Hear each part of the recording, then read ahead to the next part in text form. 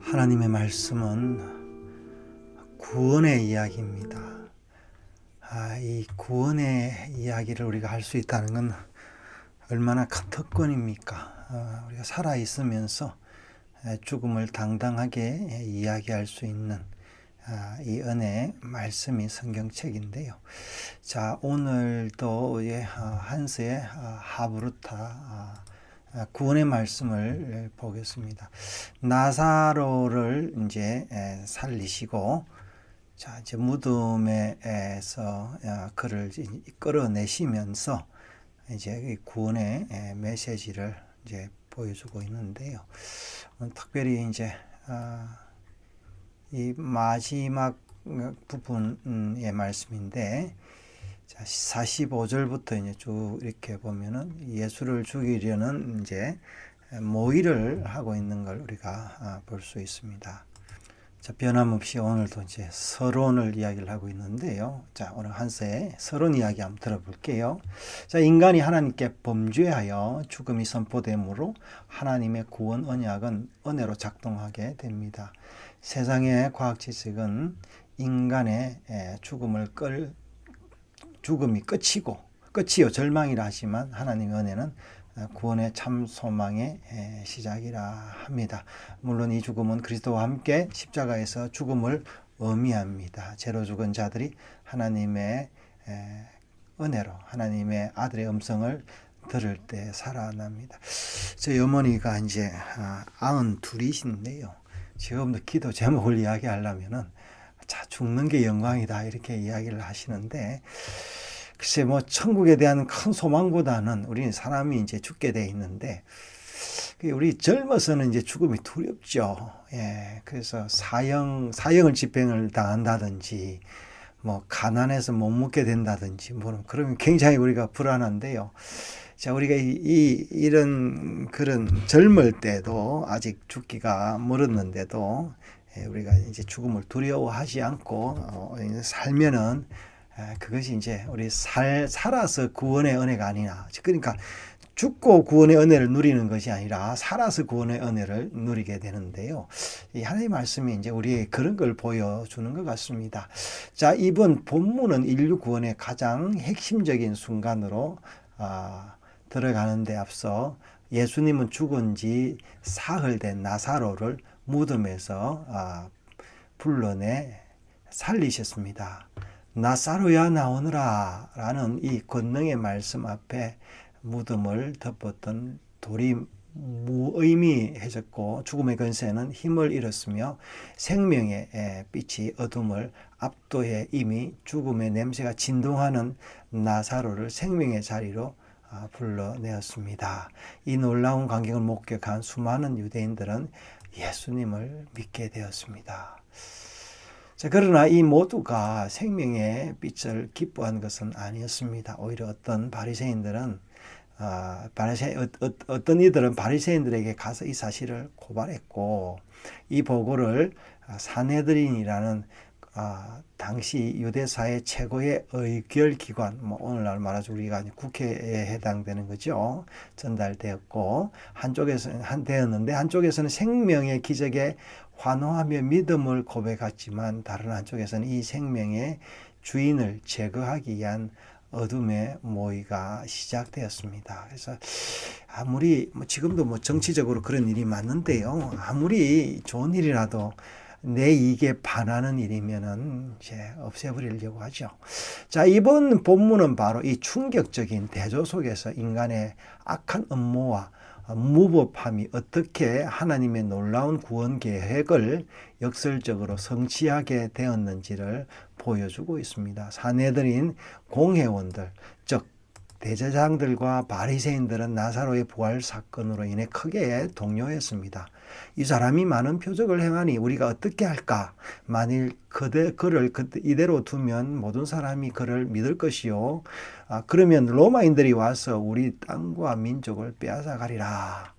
이들의 관심은 예수님이 참으로 메시아인지 그분의 가르침이 진리인지에 있지 않았고, 오직 자신들의 정치적 기득권과 안위와 민족의 평화를 지키려는 인간적인 두려움과 계산뿐이었습니다.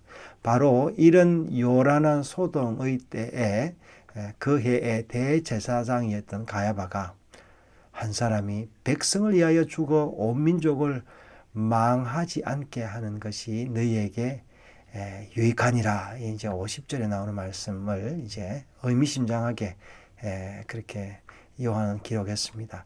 자, 이 말을 들을 때 우리는 가야바의 본심을 알아채는데 그는 예수님이라는 한 사람을 희생시킴으로써 로마의 압제와 자신들의 권위상실이라는 이 위험으로부터 민족과 자신들의 지위를 보존하려 했던 것입니다.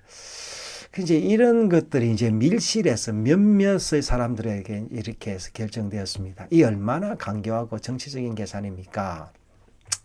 예수님의 죽음을 통해 민족적 안정을 꾀하려 한 그의 말 속에는 진실한 회개나 믿음이 조금도 없었습니다.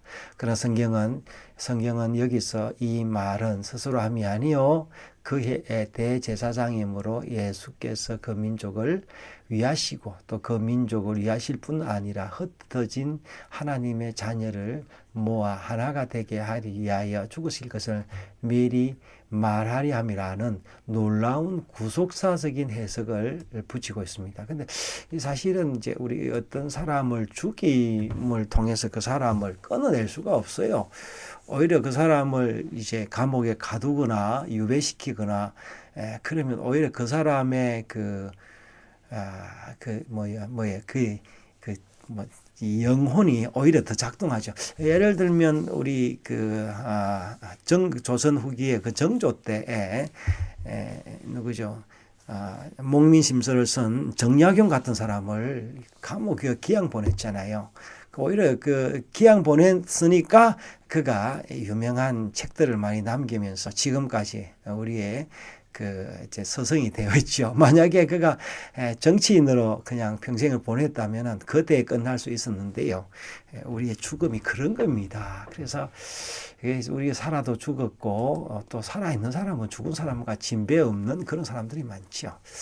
자, 우리 한세의 말 계속 보겠습니다. 가야바 자신은 정치적인 의도로 말했지만 하나님께서는 그의 입을 통해 온 인류를 위한 예수 그리스도의 대속적인 죽음을 예언하게 하신 것입니다. 인간의 어리석은 모의 악한 의도까지도 하나님의 놀라운 구원 계획이라는 계획 아래 사용될 수 있음을 보여주는 역설적인 진리가 아닐 수 없습니다. 우리는 이 극명한 대비 속에서 하나님이 신비로운 주권을 발견하는데 하나님께서 인간의 깊은 제약과 악한 모의조차도 당신의 크고 선한 뜻을 이루려는 도구로 사용하실 수 있는 전능하신 분이라는 것입니다. 어떻게 보면 예수님의 죽음도 그렇고요. 정약용의 유배도 그의 그 실력과 그것이 이제 그를 죽음이나 뭐 유배나 이런 걸 통해서 감출 수가 없었던 거죠. 그래서 예수님의 십자가 죽음은 이미 이제 예언되어 있는 것 있었지만 이제 우리 이 정치사에서도 이제 그런 경우들이 많이 있는데 참 하나님의 묘한 계획이 있습니다. 자, 가야바의 제약된 행동은 결코 정당화될 수 없지만 그럼에도 불구하고 그의 악을 통과하여 하나님의 구원 계획을 추워도 흔들림 없이 성취된다는 것입니다. 이런 구속 역사의 신비로운 진행 속에서 세상 역사 속에 사늘이들인 공회는 예수님을 죽이기로 작정하고 예수님의 행방을 아는 자는 신고하라고 명령을 내립니다. 생명을 죽이려는 음모가 본격화되는 순간 예수님은 잠시 피하셨지만 유월절 명령이 가까워 오자 다시 예루살렘으로 향하였습니다.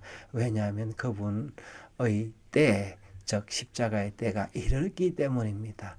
예수님의 십자가 죽음은 이런 인간의 모의나 악한 의도로 진행되는 것이 아니라 하나님의 선하신 뜻대로 이루어지는 것이기 때문입니다. 성경이 선포한 복음의 메시지는 너무도 분명하고 강렬합니다. 첫째, 인간의 가장 악한 죄악 어둠 속에서도 하나님의 구원 계획은 변함없이 더 영광스럽게 이루어진다. 또 둘째, 예수 그리스도의 십자가 죽음은 인간 계획이나 악함으로 나타난 단순한 희생이 아니라 인류를 구원하기 위한 하나님의 사랑과 예수님의 능동적인 순종의 절정이라는 것이다. 그러므로 우리는 우리의 삶 속에 에서 일어나는 모든 선하고 악한 일들 속에서 하나님의 주권을 신뢰해야 합니다. 오늘도 우리의 삶 속에서 불의와 고통의 그림자가 드리워져 있습니다. 그러나 지금도 하나님께서는 우리의 모든 연약함과 어두움을 넘어 일하시며 은혜로 하나님의 자녀들을 모아 하나가 되게 하시는 구원 역사를 이루어 가십니다.